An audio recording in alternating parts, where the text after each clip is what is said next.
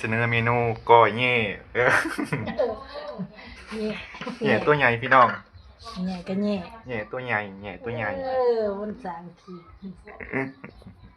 ก็ดอกมันอยากมาขาย แย่ตัวราคาแพง4-5 แสนพะนะอันนี้ก็คือต้ม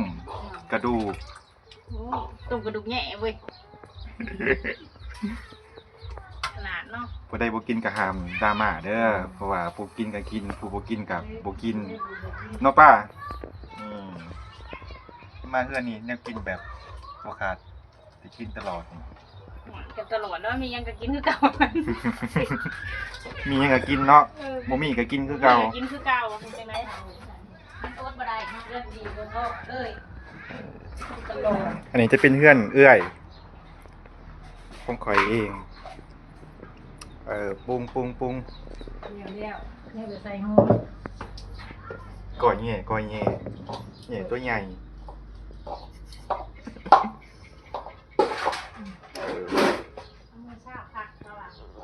บ่เป็นหยังกินกันครอบครัวเขาเองเนาะเป็นหยัง ของแท้ของจริงบริปลอม จะคืนนางงูไหม ต้มแซ่บต้มอร่อยมาก ใส่หอมลงไปซาว ข้าว สาวแซ่บ เมนูสันสูงเมนูราคาแพงหากินหันปีละเถื่อเนาะป่า โอ้ยเบิ เพื่อ ดตอ จะ น ได้ นั้น กินเพิ่นอันนี้ เบิดตอนนั้นเพื่อจะได้กิน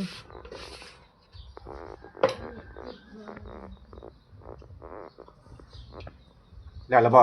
แล้วตัว แล้วก็ใส่กระโปรงกระตีอิหยัง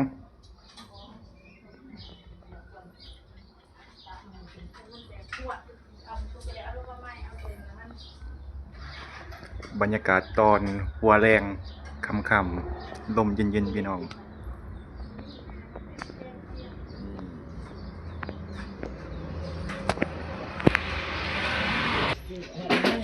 ออมใส่ผักอีเลิศแซ่บปะเตียงเพิ่นสิออมเพิ่นนั่นกำลังดังไฟ น้ำไข่มันได้ขา เพิ่นนั่นเด้ค่ะ มันได้ครัว ให้มันเป็นเผ็ด ไม่ถึงติระไว้ดังไฟท่า แล้วก็ต้องช่วยกัน สั่งว่าเอาโตวัน3 แสนลงมาโอเคบัดถักมาวันนี้ว่าโตกับใหญ่นะทางมันราคาเท่าไหร่ก็บ่บอก ไปได้ให้ตัวน่ะ เบิดนี่ล่ะ เขาบอกอาม่าเลยยังบอกว่า โอ้ยตัวบักใหญ่หนึงตัวโล6พุ่นน่ะโอ้ยใหญ่คือตัวใหญ่ถ้าว่าโล6พุ่นน่ะ เนี่ยทาพึ่งท้องมันคือต้นใหญ่ด้วย มุกยังนะได้มุกยังมา กินตัวอาม่าก็บอกว่า บรรยากาศหน้าเฮือนต้นมะพุงกระยวน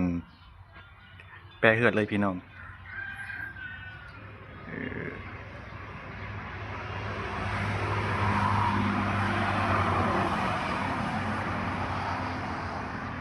เพื่อนก็อยู่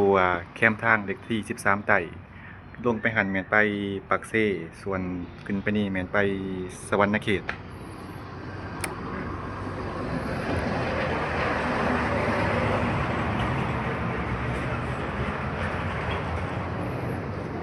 ส่วนเฮือนหลังนี้จะเป็นเฮือนเฮือนเก่าเฮือนแก่เป็นเฮือนของแม่ของพ่อประวงเอง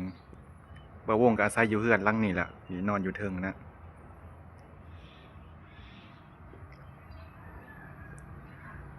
บรรยากาศฝนเริ่มตกหญ้าก็เริ่มเขียวขึ้นมาแล้วพี่น้อง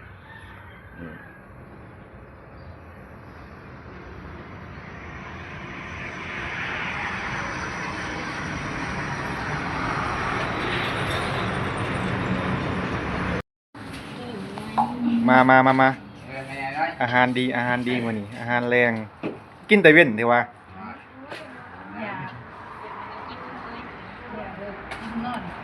ของแสบปีละเทื่อก้อยแง่ ก้อยแง่ใหญ่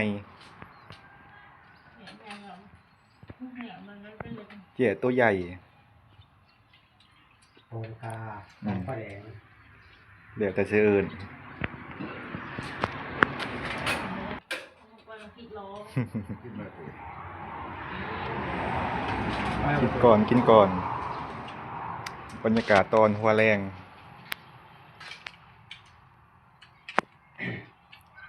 เขาขายไปแล้ว ยัง อ่านว่าเห็นแล้วเนี่ยเนาะ กินโลดกินโลดที่ได้กาแล้วบ่ฮะเป็นตาอยู่บ่อยู่เป็นตา ได้เลยสิ ก็อีพอไปหวานมื้อนี้ล่ะ ให้พวกนี้เนาะ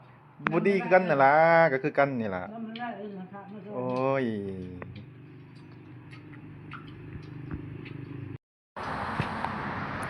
อ้าวมาจะใช้นี่นะคนเฒ่ามาจะใช้นี่ หักว่า อะไร โตก็บ่กินเขา อ้าวระวังอันตีอันถังเด้อ เป็นปันไหนกันนอนเขากินเป็นติเด็ก มีแขวยำอยู่ติ ยังไม่ฝึก ฮะ เมื่อกี้มันยังตัด สดหนามมันเด้ เป็นหนังก็จำแจ้ว แม่งเข้าก็ไม่ได้หุ้มหรอก กินหูดิ เอามากเลยเอาหุ้มมาก กินนั่นข้าวเจ้าข้าวหุงติ เอาหุ้มเลยเนาะ ไม่กินกับเขาเนาะมันเกลือ โอ้กินกับยัง เอาหุ้มกินกับแม่กินกับแม่ ว่า เป็นแต่กินมา บ่ลอกเบิ่งกระบ่จักรสชาติมันตัว เอาก็กินกันน้ำต้มเด้สดน้ำต้ม เลยแล้วแหละ บ่คุณกินได้เนี่ยก็อยู่ป่าพุ่น เลยประมาณนั้น8-9 โมงพุ่นล่ะ เอาละ จังสิได้กิน เอาละ มาเด้อพี่น้อง อาหารแซ่บมื้อนี้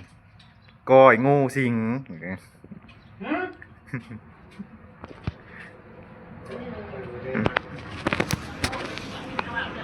แม่จะกินก็ได้แม่กินก่อน โอ้บักหุงนี่เนาะบ่เบิดจักเทื่อ